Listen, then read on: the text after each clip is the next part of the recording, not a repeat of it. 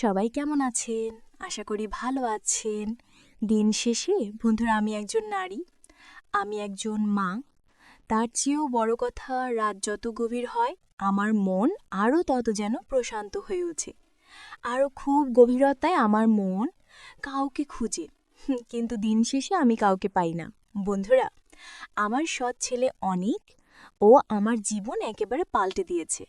অনেক আমাকে যেইভাবে নিজের করে নিয়ে, ও আমাকে যেইভাবে আদর সোহাগ ভালোবাসা দিয়ে আমার জীবনটাকে ভরিয়ে দিয়েছে, তাতে আমি খুব খুশি।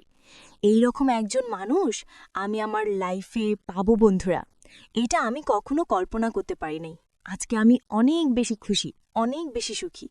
প্রত্যেকটা মেয়ের লাইফেই এমন একটা পুরুষ মানুষ আমরা চাই, যে আমাদেরকে প্রচুর ভালোবাসবে, গিফট দেবে, উপহার দিবে, কিন্তু পাশাপাশি আমাদেরকে যে রাতের একটা সার্ভিস দিতে হয়, এই সার্ভিসটা আমাদেরকে দিতে হবে। আদারওয়াইজ আপনার যত টাকা পয়সা থাকুক না কেন, আপনি যদি আপনার ওয়াইফকে, আপনার স্ত্রীকে যদি আপনি রাতের বেলায় সেই সুখটা না দিতে পারেন, আপনার স্ত্রী কিন্তু কখনোই সুখী হবে না, সে কিন্তু কখনোই তার মন ভরবে না। তো বন্ধুরা, আমি যাকে বিয়ে করেছিলাম, রুবেল আমার স্বামী, সে আমাকে স্যাটিসফাইড না করতে পারলেও তার ঘরেই সন্তান অনেক, সে কিন্তু আমাকে একেবারে পুরোপুরি স্যাটিসফাইড করেছে। তো বন্ধুরা, অনেকের সঙ্গে আমার আসলে কি সম্পর্ক, কিভাবে আমরা এতটা ঘনিষ্ঠ হলাম, এই সব কিছুই থাকছে আজকের এই ভিডিওতে। আর এই ভিডিওটা দেখলে তোমরা খুব বেশি মজা পাবে, আর আমি তোমাদেরকে মজা দিতে চলে আসলাম। তাহলে শুরু করি। বন্ধুরা, আমার নাম হচ্ছে শেফালি, আমার বয়স বর্তমানে ৩০ বছর। হ্যাঁ, আমাকে দেখে অনেকেই বুঝতে পারে না যে আমার এত বয়স হয়ে গেছে। অনেকেই আমাকে বলে, আপু কি বলেন আপনি, এটা আপনার এত বয়স? কিন্তু আপনাকে সামনাসামনি দেখলে তো একেবারে বিশ্বাস করাই যায় না যে আপনার এত বয়স। হ্যাঁ ভাই, আমি সত্যিই বলছি, বিশ্বাস না করলেও আপনাদেরকে যে বিশ্বাস করতেই হবে। যাই হোক বন্ধুরা, আমার যখন ঠিক ২০ বছর বয়স, ঠিক সেই সময় আমার মা বাবা আমাকে বিয়ে দিবে বলে তারা সিদ্ধান্ত নেয়। আমাদের পরিবারটা ছিল একটা অভাবী পরিবার। আমার মা বাবা তারা আসলে গৃহস্থ, আমরা একটা গরিব গ্রামের মানুষ, দিন আনি দিন খাই যাকে বলা চলে। আমাদের সংসারটা খুব বিলাসিতা না, একেবারেই নিম্ন মধ্যবিত্ত একটা ফ্যামিলি। কিন্তু বন্ধুরা, আমার মা বাবা আমার ছোটবেলা থেকে আমার সব স্বপ্ন তারা পূরণ করেছে।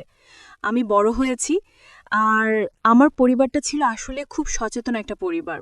কোনো পুরুষের কোনো স্পর্শ আমি কখনো পাই নাই। প্রত্যেকটা মেয়ের লাইফেই দেখবেন বাবু সোনা জাদু থাকে। কেউ প্রেমের অফার করে, কিন্তু আমার লাইফে এমন কেউ ছিল না যে আমাকে প্রেম নিবেদন করবে, প্রেমের শুভেচ্ছা বার্তা দিবে। এরকম কোনো মানুষ আমি আমার লাইফে পাইনি। তো আমার খুব ইচ্ছে ছিল। যাই হোক, আমার বাবা আমার জন্য একটা বিয়ে ঠিক করলো যখন আমার ২০ বছর বয়স। আর এত বছর বয়স হয়ে গেছে, আমার নিজেরও একা একা থাকতে খুব একটা বেশি ভালো লাগতো না। কারণ একটা সময় থাকে মানুষ একা থাকতে ভালোবাসে, আবার কিছু সময় আছে যখন মানুষ একা থাকতে পারে না। আমার আসলে যত রাত গভীর হতো আমার তত দুশ্চিন্তা হতো। মনে হচ্ছে আমি কারোর সঙ্গে শুয়ে আছি, কেউ আমাকে আদর করতেছে, কেউ আমাকে তার নিজের করে নিচ্ছে। কিন্তু দিন শেষে এই সব কিছুই ছিল আমার কল্পনা। সবাই আসলে আমাকে দূর থেকে দেখত, দূর থেকে ভালোবাসতো, কিন্তু সত্যিকারের আর কেউ না। যাই হোক বন্ধুরা, আমার বাবা যেই বিয়ের পাত্রটা ঠিক করলো আমার জন্য, তার নাম ছিল রুবেল।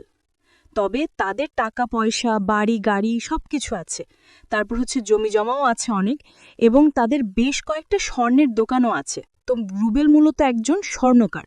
হ্যাঁ, কিন্তু তার একটা ছেলে আছে, আর তার ছেলের বয়স হয়েছে প্রায় ১২ বছর। সে অনেক আগে একটা বিয়ে করেছিল। তার স্ত্রী আসলে একটা রোগ ছিল, বড় একটা রোগ, ক্যান্সার। আসলে ক্যান্সার এমন একটা রোগ, এই রোগটা হলে মানুষ আসলে বেঁচে থাকে না। যাই হোক, সে ক্যান্সার আক্রান্ত হয়ে মারা গিয়েছিল। এরপর ওই ভদ্রলোক আর কখনো বিয়ে শাদী করেন নাই, কিন্তু ওই ভদ্রলোকের অনেক টাকা পয়সা ছিল। তিনি স্বর্ণকারের ব্যবসা করত, তো তার বাড়ি গাড়ি সবকিছুই ছিল, কিন্তু তার একটা ছেলে আছে। আসলে তিনি অনেক জায়গায় নাকি মেয়ে দেখেছেন, পাত্রী দেখেছেন, কিন্তু তার ভালো কোনো জায়গায় পাত্রী পছন্দ হচ্ছিল না। তিনি চাইছিলেন এমন একটা পাত্রী, যে পাত্রী গরিব হবে, হ্যাঁ, এবং তার যে ছেলে অনেক, তাকে জন্য তার নিজের ছেলে মনে করে মানুষ করে। কিন্তু আজকালকার মেয়েরা তো নিজের সন্তানকেই যেই জায়গায় সন্তান মনে করে না, সেই জায়গায় অন্যের সন্তানকে সন্তান কিভাবে মনে করবে, লালন পালন করবে। তাছাড়া এই লোকের বয়স হয়ে গিয়েছিল অনেক বেশি, তো অনেক জায়গা থেকে আসলে পাত্রী পাচ্ছিলেন না। কিন্তু আমরা যেহেতু একটু অসহায় ছিলাম, গরিব ছিলাম, আমার বাবা এক বন্ধুর মাধ্যমে এই বিয়েটা ঠিক করেন। আমি বাবাকে বলেছিলাম শুধু একটা কথা, বাবা তোমরা যার সঙ্গে আমাকে বিয়ে দিবে আমি তাকে বিয়ে করব, আমার কোনো দ্বিমত নেই। কেননা আমি তো জানি আমাদের পরিবারের কি অবস্থা। আমি আর তাছাড়া আমি এমনিতেই কোনো ছেলেকে পছন্দ করতাম না। যাকে আমার বাবা আমার সঙ্গে বিয়ে ঠিক করবে আমি তাকেই বিয়ে করব। এটা ছিল আমার একটা ডিসিশন বা আমার একটা ফাইনাল কথা। তো আমার বাবা মা আমার এমন কথায় তারাও আমাকে নিয়ে তখন বেশ উচ্ছ্বসিত ছিল, তখন তারা বেশ খুশি ছিল যে আমি তাদের এই কথায় এতটা আনন্দ পাবে তারা। যাই হোক, আমার বিয়ে তো হয়ে গেল, কিন্তু বন্ধুরা আর ৮-১০টা মেয়েদের মতো আমার জীবন তেমন সুখ আসলো না। আমি জানতে পারলাম বিয়ের পরে আমার স্বামী সে আমাকে বলেছ, রুবেল, যে শেফালি দেখো, আমি চাইছিলাম যে আমি কখনো বিয়ে করব না, কিন্তু আমার ছেলে অনেক, ওর মাত্র ১২ বছর, আসলে ওর একটা মা চাই, ওকে স্কুলে নিয়ে আসা যাওয়া, আসলে আমি বাবা তো, তাছাড়া আমার কয়েকটা বিজনেস আছে, আমি ওকে একদমই সময় দিতে পারি না, এই জন্য আমি তোমাকে বিয়ে করেছি। শেফালি, তুমি আজকে থেকে আমার ছেলেকে তোমার নিজের ছেলে মনে করবে, তুমি এই বাড়ি বউ, কখনোই তুমি মনে করবে না এটা অন্যের ছেলে, এটা তোমার নিজের সন্তান। সে প্রথমে আমাকে এই দায়িত্বটা দিল, কিন্তু বন্ধুরা আমার স্বামী ছিল একটু কি বলবো শারীরিকভাবে দুর্বল। তার প্রথম স্ত্রী মরে যাওয়ার পর সে আসলে মানসিক দিক থেকে অনেকটা ভেঙে পড়েছেন, কারণ সে মৃত্যুটা স্বাভাবিকভাবে মেনে নিতে পারে নাই। সে আমার সঙ্গে ওইভাবে সম্পর্ক গড়তে পারে নাই। আর এমন অবস্থা দেখে আমি রীতিমতো একটু অবাকে হয়েছিলাম যে আমার বাবা মা এটা আমার সঙ্গে কি করলো, এমন একটা পুরুষের সঙ্গে আমাকে বিয়ে দিয়েছে যে পুরুষের কোনো শারীরিক ক্ষমতা নেই, যে পুরুষের কোনো শারীরিক অক্ষমতা নেই, যে আমাকে একটু সুখ দিবে, আমাকে একটু আনন্দ দিবে। কিন্তু সে আমাকে নিয়ে ঘুরে বেড়াতো বিভিন্ন বড় বড় হোটেল, রেস্টুরেন্ট, বিভিন্ন পার্কে, বিভিন্ন রিসর্ট, পাহাড়, সমুদ্র সবকিছু দেখতে যেত।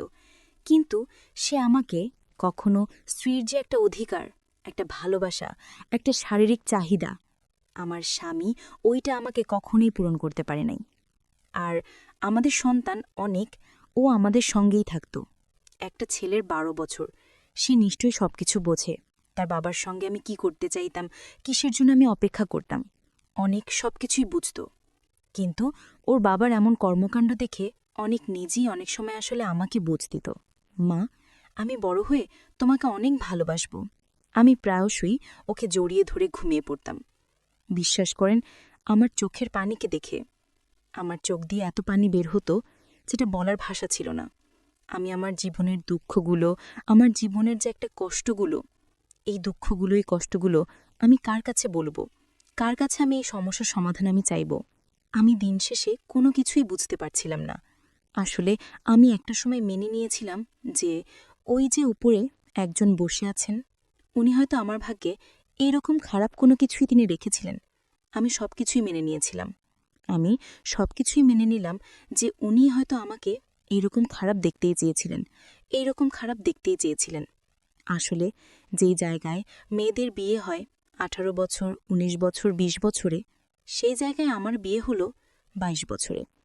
তাও বিয়ে হলো একটা বিবাহিত পুরুষের সঙ্গে। তাও ভালো, সে যদি আমাকে শারীরিক সুখ দিত, সে আমাকে তার নিজের করে নিত। কিন্তু সে তো আমাকে শারীরিক কোনো সুখই দিতে পারে না, সে তো আমাকে নিজেরই করে নিতে পারে না। আমি আমার এই দুঃখের কথা, আমার এই কষ্টের কথা আমি কার কাছে বলবো? নিজের মনের এই হাজার দুঃখ, হাজারটা কষ্ট নিজেই বুকের ভেতরে চাপা দিলাম। আর ওর বাবা বজল, ও একটা আলাদা রুমে ঘুমাতো। উনি একাকিত্ব থাকতো সবসময়। ওনার আগে স্ত্রীকে উনি প্রচুর মিস করত। আমি দিনের পর দিন অনেক জড়িয়ে আমি ঘুমিয়ে পড়তাম। এভাবে দেখতে দেখতে বন্ধুরা প্রায় ৮টা বছর কেটে গেল। আমার বয়স এখন প্রায় ৩০ বছর। এদিকে অনেকের বয়স হয়ে গেছে প্রায় ২০ বছর। ও স্কুল শেষ করে এখন প্রায় কলেজে পড়াশোনা করছে। অনেক এখন বেশ বড় হয়ে গেছে, অনেক বড় হয়ে গেছে। ২০ বছরের একটা ছেলে আসলে আগে স্কুলে পড়াশোনা করত, এখন পড়াশোনা করছে হচ্ছে কলেজে। দেখতে দেখতে আসলে সময়টা কখন যে ৮টা বছর পার হয়ে গেল, কখন কি হলো আসলে কোনো কিছুই বুঝতে পারেনি। অনেক এখন আগের চাইতে অনেক পরিপক্ক হয়েছে, অনেক বড় হয়ে গেছে। হ্যাঁ, আর ওদিকে উনি তো ওনার মতো করে ব্যবসা বাণিজ্য করেন, আলাবা থাকেন। তো একদিন আমরা ট্যুরে এলাম, ঘুরতে গেলাম একটা পাহাড়ে। পাহাড়ের সঙ্গে আবার সমুদ্র আছে। সেখানে আমরা ঘুরতে গিয়েছিলাম। সেই জায়গা থেকে মূলত আমাদের ভেতরে একটা নতুন সম্পর্ক তৈরি হলো। কি বলবো বন্ধুরা? যাই হোক, অনিক যে এখন আগের মতো নেই, ও যে বড় হয়েছে সেটা ওর কাজকর্মে কিন্তু আমরা বেশ ভালোভাবেই কিন্তু বুঝতে পারি। আমরা এটা খুব ভালোভাবেই জানতে পারি যে অনিক এখন আগের চাইতে অনেক বড় হয়ে গেছে, আগের চাইতে বেশ শক্তিশালী হয়েছে, স্মার্ট হয়েছে। তাছাড়া বন্ধুরা, অনিক আমার ছেলে না হলেও ও আমার সমস্ত কাজকর্ম করে আমাকে খুব হেল্প করে, প্রচুর হেল্প করে। যেমন আমি রান্না বান্না করলে আমাকে আমাকে টুকটাক মোটামুটি ভালোই হেল্প করে। আলু কাটা, সবজি কাটা, মাছ কাটা থেকে শুরু করে ও আমার কাছ থেকে সব কিছুই শিখে ফেলেছে এবং খুব ভালো রান্নাও করতে পারে। মাঝে মধ্যে ও আমাকে রান্না করেও খাওয়ায়। তাছাড়া আমাদের মা ছেলের ভিতরে বেশ ভালো একটা আন্ডারস্ট্যান্ডিং কাজ করে।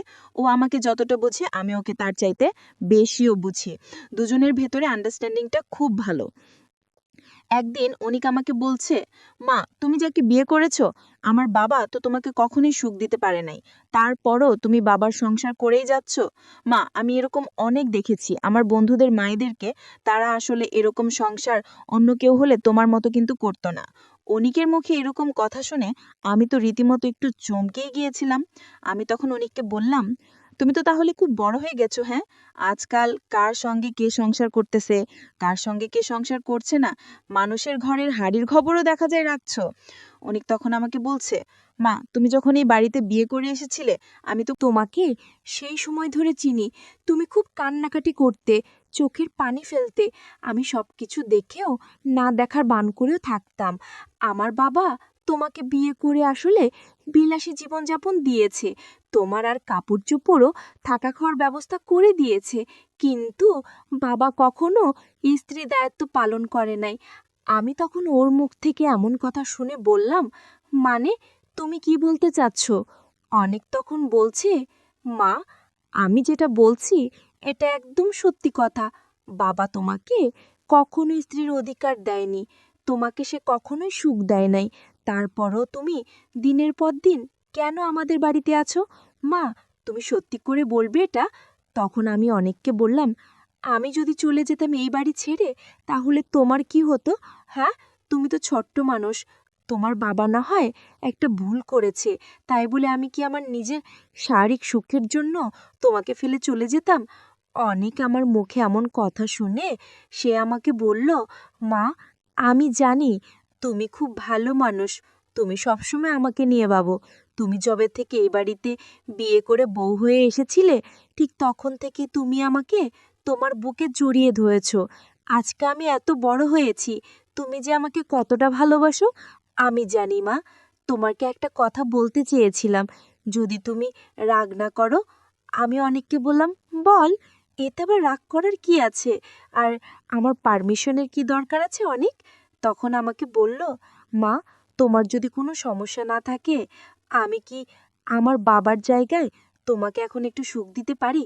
মা তোমার জীবনটা খুব কষ্টে কেটেছে আমি জানি, তাছাড়া তুমি চাইলে কিন্তু অন্য কোনো পুরুষের বিছানায় যেতে পারতে, কিন্তু তুমি ধৈর্য ধরেছ, তুমি ধৈর্যের প্রমাণ দিয়েছ। আজকে আমি খুব বড় হয়ে গেছি, আমি কিন্তু আমার বাবার দায়িত্বটা এখন খুব ভালো করে নিতে পারবো। বাবা তো তোমার দিকে কখনো ফিরেও তাকায় না, আর বাবার একটু শারীরিক সমস্যা আছে। তুমি যদি চাও, আমি অনেকের মুখে এমন কথা শুনে কি বলবো, ওকে তো আমি আমার নিজের সন্তানের মতোই মানুষ করেছি, কিন্তু ও আসলে আমাদের কাছে থেকে আর আমার চোখের পানি দেখে দেখে ও নিজে থেকে একটু ইমোশনাল হয়ে পড়েছে। আমি তখন অনেককে বললাম, অনেক এমনটা বলতে পারে না, দেখো তোমার বাবা আমাকে বিয়ে করেছে, আমি তার স্ত্রী, আর তাছাড়া তুমি আমাকে স্বামী সুখ দিবে মানে এটা কখনো হয় না। অনেক আমার কথা শুনে ও আমার চোখের পানি মুছে দিল, দিয়ে ও আমার গালে একটা চুমো দিল, দিয়ে ও আমার চুলগুলো ও হাত দিয়ে নেড়ে দিচ্ছিল। ঠিক সময়েও আমাকে বলল, এখন থেকে আমি বাবার দায়িত্বটা নিতে যাচ্ছি, আজকে থেকে আমি তোমার নতুন স্বামী, আর তুমি আমার জান পাখি, আমার প্রাণ পাখি। শোনো, আমার বাবা দীর্ঘ 8 বছর তোমাকে যে সুখ দেয়নি, আজকে থেকে সেই সুখটা আমি তোমাকে দেব। বন্ধুরা, এই যে অনেকের দীর্ঘ ৮ বছর ও আমার কাছে একই বিছানাতে আমরা ঘুমাচ্ছি, আজকেও এত বড় হয়ে গেছে, এখনো কিন্তু অনেক আমার কাছেই আমার রুমে ঘুমায়। আমি অনেকের মুখে এমন কথা শুনে রীতিমতো আমি একটু অবাকই হয়েছি যে ছেলে বড় হয়ে এগুলো কি বলতেছে। তাছাড়া ওর কথা যে কেউ শুনলে আমার জন্য কিন্তু এটা একটা বিপদ হতে পারে। সবাই বলবে, লোকে তখন বলবে আমি আমার ছেলেকে ওকে কখনো নিজের সন্তান মনে করতে পারি নাই, এই জন্য অন্যের ছেলে ভেবে ওকে আমি কুশিক্ষা দিয়েছি, ওকে আমি কখনো সুশিক্ষা দেয় নাই, সবাই বলবে এটা। আমি তখন অনেককে বললাম, অনেক, আমি কি তোমাকে এই শিক্ষা দিয়েছি? এইভাবে কি তোমাকে আমি বড় করেছি? তোমার কথা বাহিরের একটা মানুষ যদি শোনে তখন আমাকে কি বলবে বলো তো? আমাকে তো সবাই খারাপ মা বলবে, বলবে আমি তোমাকে ছোটবেলা থেকে এগুলো শিক্ষা দিয়ে বড় করেছি, তখন কি তোমার মায়ের সম্মানটা বাড়বে নাকি কমবে? অনেক তখন আমাকে বলল, মা তুমি কোনো টেনশন করো না, আমি এই কথাগুলো শুধুমাত্র তোমার কাছেই বলেছি। আর আমি কি ছোট নাকি? আমি বুঝি না যে তোমার মান সম্মান আছে? আমি এই কথাগুলো কারো কাছে বলবো না, আমি শুধু জাস্ট তোমার কাছেই বললাম। আর এখন থেকে যা কিছুই হবে সবকিছু তোমার আর আমার ভেতরে থাকবে, আমাদের এই ঘরের কথা বাবার ঘর পর্যন্ত যাবে না। এটির কথা শুনে বেশ মুচকি হাসলাম। ছেলে এখন এত বড় হয়ে গেছে যে ওর বাবার দায়িত্ব এখন নাকি ও নিতে চায়। যাক বাবা, আমি দিনের বেলা ওর মুখ থেকে এই সমস্ত কথা শুনে আমি ভেবেছিলাম হয়তো ছেলে আমার সঙ্গে মজা করতেছে বা ঠাট্টা মস্করি করতেছে, আমি ওর কথা কখনোই সিরিয়াসলি ভাবিনি নাই। রাতের বেলা যখন ওর বাবাকে আমি খেতে দিলাম, দিয়ে যখন আমরা খেতে বসলাম, তারপর ওকেও আমি খেতে দিলাম, অনেক তখন আমাকে বলতেছিল, মা আমি এখন তোমার সাথে ঘুমাবো। আমি অনেকের মুখে বলেছিলাম, হ্যাঁ আসো, তুমি তো প্রতিদিন আমার সঙ্গেই ঘুমাও, তো এখন আর নতুন কি? অনেক তখন আমাকে বলতেছে, মা প্রতিদিনের ঘুমানো আর আজকের ঘুমানো সমান না। ওর কথা শুনে আমার আবারও হাসি পেল। ছেলেটা এইসব কি বলতেছে? ওরা ইদানিং কি হয়েছে? আমার তো মনে হচ্ছে ওর মাথায় কোনো সমস্যা হচ্ছে। যাই হোক, আমি আর অতশত কোনো কিছু না ভেবে ডিরেক্ট চলে গেলাম আমার রুমে। গিয়ে আমি মশারি টাঙিয়ে অনেককে বললাম, আসো ঘুমাবে। তারপর বন্ধুরা, অনেক প্রতিদিন ও আসলে ট্রাউজার বা হাফ প্যান্ট পরে ঘুমাই, কিন্তু আজকেও লুঙ্গি পরে ঘুমাচ্ছে, আর পরনে ছিল একটা সাদা সাইকেল গেঞ্জি। ওর এমন ভাব দেখে আমি কোনো কিছুই বুঝতে পারতেছিলাম না। আমি অনেককে বললাম, অনেক, ব্যাপার কি, তুমি না প্রতিদিন ট্রাউজার পরে ঘুমাও, আজকে তুমি লুঙ্গি পরেছ কেন? অনেক তখন আমাকে বলল, এই পড়লাম আর কি। যাই হোক, আমি তখনও কোনো কিছু মনে করি নাই। আর আমি আসলে রাতের বেলা নাইটি ড্রেস অথবা মিক্সি এগুলো পরে বেশিরভাগ ঘুমাই, কারণ কাপড়টা একটু ঢিলা ঢালা, একটু লুজ হলে একটু নড়তে চড়তে একটু সুবিধা হয় আর কি, এই মোটাসোটা মানুষ আর কি। তারপর আমি ঘুমিয়ে পড়তে শুরু করলাম। ঠিক ওই সময় অনেক আমি খেয়াল করলাম ও একটা বোতলের ভেতরে মধু আর গ্লিসারিন নিয়ে আসলো। আমি অনেককে বললাম, এটা নিয়ে আসলে কেন? অনেক কোনো কিছু না বলে ও আমার পায়ের তলায় আমার পায়ে এটা মালিশ করে দিতে লাগলো। আমি অনেককে বললাম, অনেক এটা কেন, আর তুমি আমার শরীর এভাবে মালিশ করতেছো কেন, ম্যাসেজ? অনেক তখন আমাকে বলল, মা এইটা হচ্ছে থাই ম্যাসাজ, আজকে আমি তোমাকে থাই স্পেশাল ম্যাসাজ করে দেব, যেই ম্যাসেজটার জন্য মানুষ থাইল্যান্ডে ব্যাংককে যায়, আজকে আমি তোমাকে সেই ম্যাসেজটা ফ্রিতে করিয়ে দেব। আমি তখন অনেককে বললাম, না বাবা, আমার কোনো ফ্রিতে ম্যাসেজ কোনো কিছু আমি করাতে চাই না, আমি যেভাবে আছি যেমন আছে আমি সেভাবেই থাকতে চাই। অনেক তখন আমাকে বলল, উফ, সময়ের সাথে সাথে আর তুমি আধুনিক হতে পারলে না, আজকে আমি তোমাকে থাই ম্যাসেজ করবই করবই। ছেলের যেমন কাজ তেমন কথা, ও আমাকে মেসেজ হাতে পায়ে পিঠে কোমরে সব জায়গায় করেই ছাড়ল। রাত একটু একটু করে গভীরতা লাগলো আর আমার চোখে ঘুম পেতে শুরু করলো। তোমাদেরকে বলে রাখি বন্ধুরা, আমি বিয়ের পর আসলে আমার স্বামীর সঙ্গে আমি রাতে কখনোই আসলে মিলন করেই নাই। সেজন্য আমি খুব একটা বেশি রাত সজাগ থাকতে পারি না, কারণ আমার অভ্যাস নেই। রাত 11টা বাজলেই আমার চোখ কেমন যেন লাফালাফি করে, আমার চোখে ঘুম চলে আসে, মনে হচ্ছে এই বুঝে আমি ঘুমিয়ে পড়ব। আমার চোখে তখন প্রচণ্ড ঘুম, মনে হচ্ছে আমি ঘুমিয়ে পড়ব। আমি অনেককে বললাম, আমি ঘুমাচ্ছি, তুমিও ঘুমিয়ে পড়ো, কিন্তু অনেক আমাকে বলল, মা আজ কি ঘুমানো যাবে না, আজকের রাতটা আমাদের জন্য একটা ইতিহাস, আজকে এই রাতে আমি নতুন একটা ইতিহাস সৃষ্টি করতে যাচ্ছি। আমি বললাম, কিসের ইতিহাস, কি সৃষ্টি করতে যাচ্ছ? অনেক তখন আমাকে বলল, আজকে আমি তোমাকে বিয়ে করব, তুমি বলো আমাকে কবুল। আমি অনেকের এমন অদ্ভুত কথা শুনে আমার বেশ রাগ হয়ে গেল। আমি তোমাকে কবুল করব মানে তুমি এই সমস্ত কথা কি বলতেছ? অনেক তখন আমাকে বলল, তুমি আমাকে কবুল বলবে মানে আমাকে কবুল বলবে। আর এই কবুল বলার মাধ্যমে আমি তোমাকে নিজের স্ত্রী মেনে নিব আর তুমি আমাকে স্বামী মেনে নিবে। এরপর আমরা দুজন একে অন্যের সঙ্গে আজকে রাতে বাসর রাত করব। আমি অনেকের এমন কথা শুনে বেশ অবাকই হয়ে পড়েছিলাম। অনেক, আমি ওকে ছোটবেলা থেকে আমার সন্তানের মতো করে ওকে আমি মানুষ করেছি। কখনো ওকে আমি এরকম আসলে শিক্ষা দেই নাই, কুশিক্ষা দেই নাই। কিন্তু ছেলেটা এরকম নষ্ট হবে, এরকম খারাপ হবে, সেটা আমি কখনো স্বপ্নেও আমি ভাবি নাই। আমি অনেককে বললাম, দেখো বাবা, তুমি যেটা চিন্তা করতেছ, তোমার মাথায় যেটা ঘুরপাক খাচ্ছে, এটা একদম ঠিক না। তোমার বাবাকে আমি কবুল বলে এই বাড়িতে আমি বউ হয়ে এসেছি। কিন্তু তুমি আসলে যেটা করতে চাচ্ছ, এটা একদমই ঠিক না। তোমার বয়স কম, হয়তো তোমার মাথা এখন খারাপ, সামনে তোমার বয়স আরও বাড়ুক, তখন তোমার মাথায় আরও বুদ্ধি আসবে। এখানে এই সমস্ত কিছু আমি তোমাকে বলতে চাই না। বন্ধুরা, আমি তোমাদেরকে যে গল্পটা বলতে চাচ্ছি, এই ভিডিওটা খুব বেশি বড় হবে, এই জন্য আমি চাচ্ছি এই ভিডিওটা পার্ট 2 হিসাবে আমি আপলোড করব। এইটা হচ্ছে পার্ট 1। তোমরা যদি পার্ট 2টা শুনতে চাও, যে অনেক পরে আমার সঙ্গে রাতে কি করলো বা এর পরে কি হলো, আমি তোমাদেরকে সমস্ত কিছু এর দ্বিতীয় পার্টে শোনাবো। তো তোমরা যারা যারা দ্বিতীয় পার্টটা শোনার জন্য অধীর আগ্রহে আছো, আমাকে চাইলে কমেন্ট করে জানাতে পারো। আমি তোমাদের জন্য পরের পার্টটা নিয়ে আসব। অবশ্যই তোমরা কিন্তু কমেন্ট করবে যে আপু দ্বিতীয় পার্টটা চাই, তাহলে আমার কাজের প্রতি আগ্রহ বাড়বে।